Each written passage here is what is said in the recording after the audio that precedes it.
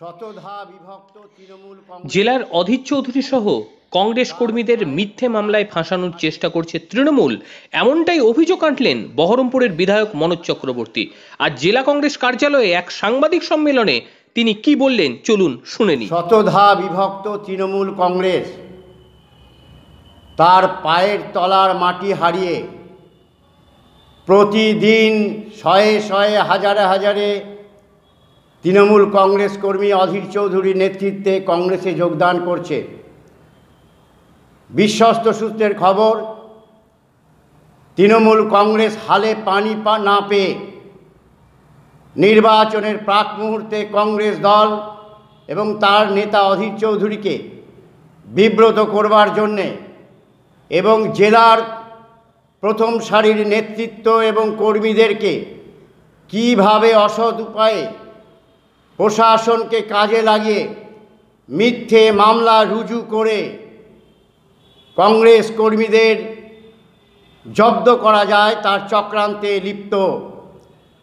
সেই জায়গায় দাঁড়িয়ে বলতে চাই, তৃণমূল কংগ্রেস যদি প্রশাসন এবং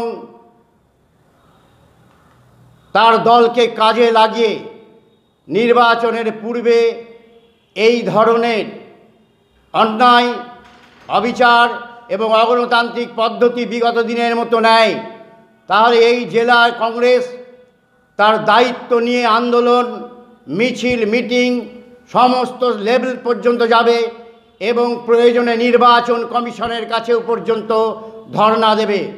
এই জেলার দায়িত্বশীল নেতা এবং কর্মী, তাদেরকে এর আগে মিথ্যে মামলায় আপনারা দেখেছেন ফাঁসানো হয়েছে, আমরা দেখেছি, আপনারাও দেখেছেন, এবং তারা পরবর্তীকালে সেই মামলা কোর্টে টেকেনি, তারা বেকসুর খালাস হয়েছে।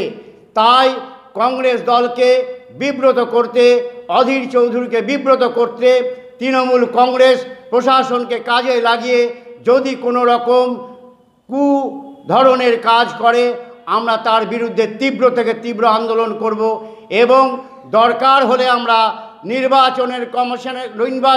কেন্দ্রীয় নির্বাচন কমিশনের অফিসে পর্যন্ত ধর্ণা জারি রাখব। এই কথা আমাদের পক্ষ থেকে আমরা বলছি।